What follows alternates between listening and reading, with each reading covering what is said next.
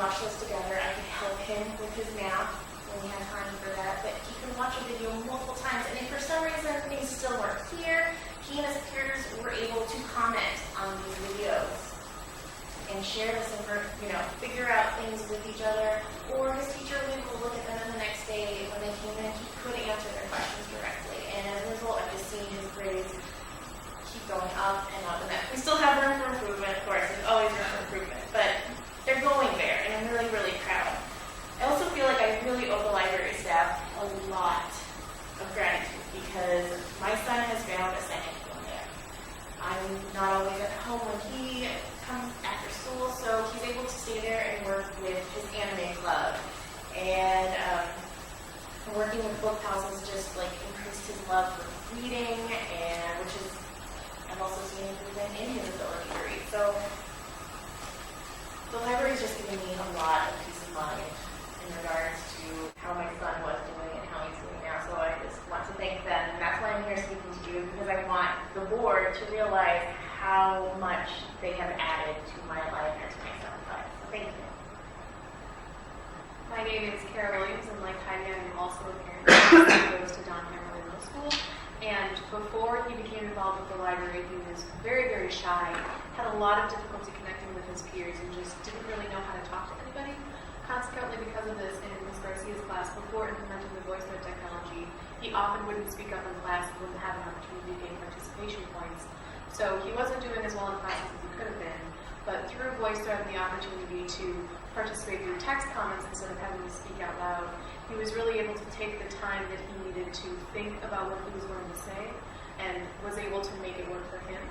And additionally, he was able to work with the librarians in a book trailer project that they were doing for the Hunger Games, and he did Twilight, even if he didn't really like it that much. And so with that, he was way too shy to appear in front of the camera, but the librarians worked with him and really gave him an opportunity to do some of the directing, writing the scripts for the book trailers, as well as all of the video editing. And because of that, the students started seeing that he had all of these skills and all of these things that made him interesting to them.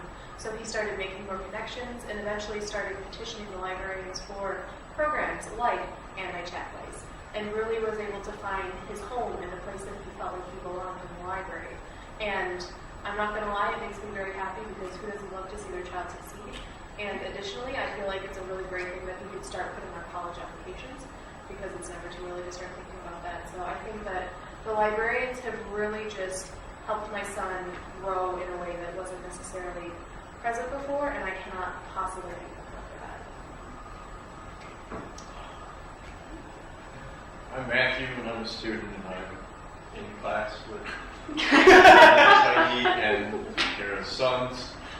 They are both really good friends of mine now, because we met through library book friends, book pals, and they taught me a whole bunch of different books. It was so cool, because we got upperclassmen to comment on our books. Some of them told us that they read them when they were our age, and that makes it a lot easier to read those books. But one of them even commented on mine and told me about one of the cool things that he learned about it when he was in my grade. That was really interesting. I actually wrote a paper on it later. But anyway, I talked to Ms. Kara's son about the anime stuff that we both liked at lunch, because he and I worked on book crowds together, and we made a thread about anime and put it up during the library hours after school. And it was so cool. We wanted to put up our own, we wanted to put up an episode and comment on it so that other people could see how cool it was. Because we always get kind of made fun of for watching anime. But after we talked to the librarians, we wanted to put up one of these episodes, and they talked to us about how we might not be able to do that because of copyright and intellectual property and stuff like that. So what we decided to do was we used the library after school, and we made our very own thread about intellectual property and copyright laws, so everybody can find out what they can put on their voice threads and what they can't put on their voice threads. I'm going to the library after school now.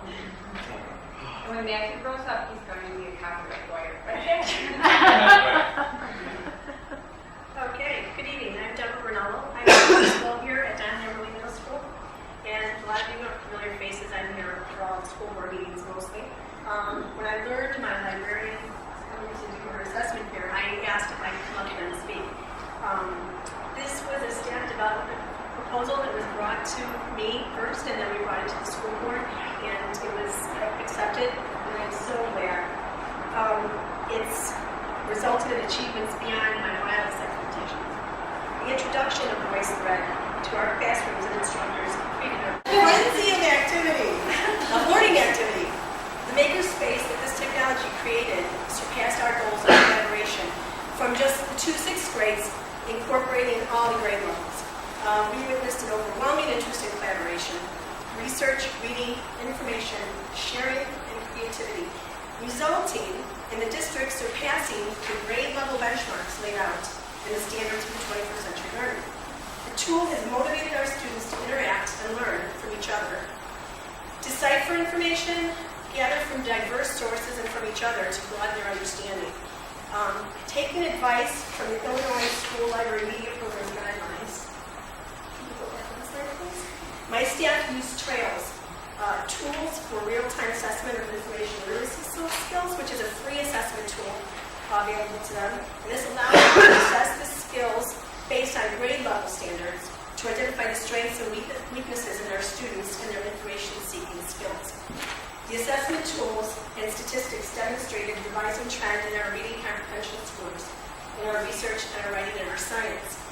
This ultimately raised our district report card scores and assessment in reading and science. Excuse me. I included just the reading part here because you all have access to our report card.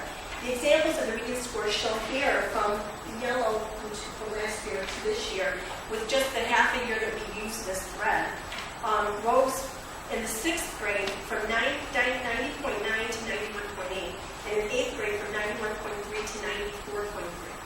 So, although we did not see any significant change in math, I'm confident that the coming year, our staff will find creative ways to make that happen as well. Our district also exceeded the state's adequate yearly progress minimum target of 85%, with a 90.8%. So we did really well, just with that short period of time that we implemented this tool. In addition, our staff has used VoiceThread in different ways to collaborate with each other. It's not just for students. I'm anxious for them to introduce the parents to be able to use this as well. And this is one staff development project that I am very happy that I said yes to. Jenny, wrap it up. Yes, I am wrapping it up. I see the clock on the wall. We're getting very close. I am Jenny. I am the librarian at Dan Pomerley School, the brother, I guess, not sister school. Lori and I collaborated on this. We've been really pleased with all the responses that we've been getting after implementing VoiceThread in both of our schools. Again, it started out as a simple way for us to kind of connect and talk amongst ourselves, and it turned into something that, has brought us towards higher achievement with our students. So collaboration between the librarians and the teachers really only enhanced that student learning, and we're very happy to see these positive results. We do evaluate our librarians, teachers, and students on a regular basis. That's how she got her numbers. But we are ensuring that we're meeting Linking for Learning, Teaching for Learning Standards 1 and 2.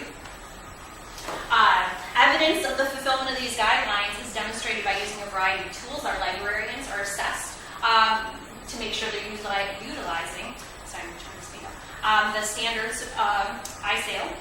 Those are our Illinois Standards Aligned Instruction for Librarians, for those that don't know. To determine the benchmarks and the objectives, the teachers are maintaining a record of their collaborations with lessons and standards taught, and our students are writing exit slips and reflective logs that they turn into their teachers. So the assessment results indicate that we are currently at proficient according to Linking for Learning, but we will continue to improve ourselves next year. Of course, our goal is to become exemplary.